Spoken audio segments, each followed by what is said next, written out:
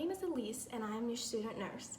Today I will be teaching you about blood glucose or blood sugar monitoring. Blood sugar testing provides useful information for diabetes management.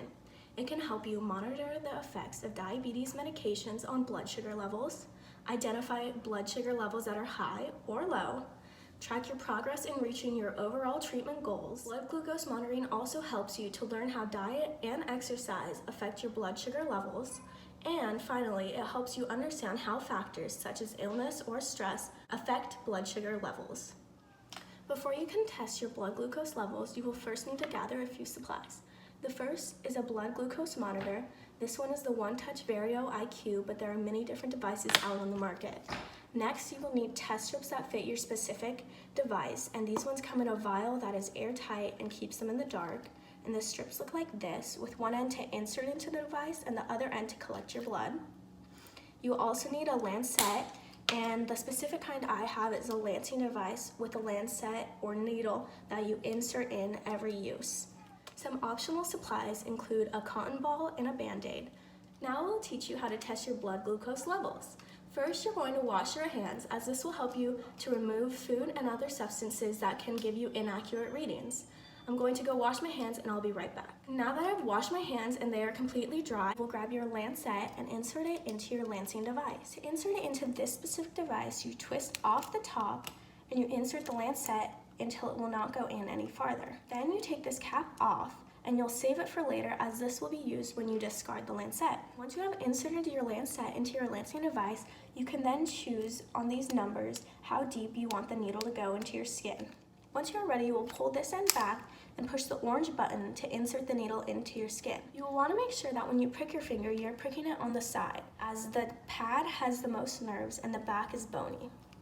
So now I'm going to prick my finger, and when the first drop of blood appears, I'm going to wipe it away, as this tends to contain excess fluid or debris. Now I'm going to massage my finger until a good sized drop of blood forms for me to put on the test strip. Once you have about this size drop of blood, you will set the test strip into your blood at an angle, and your blood glucose monitor will count down until it shows you your results. My result is a 98.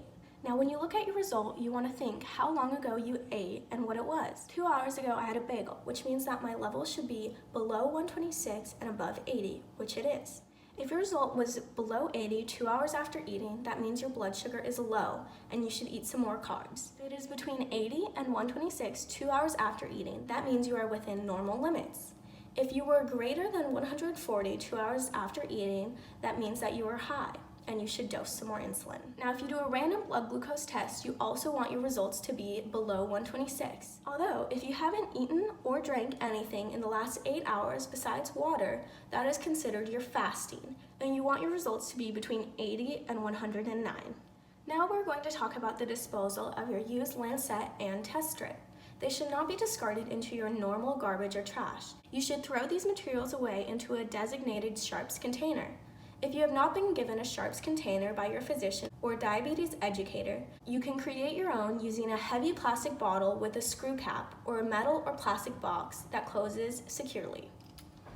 To dispose of this particular lancet, you will untwist the top as you did when you were first inserting the lancet, and you will grab the cap that you had originally taken off to expose the needle.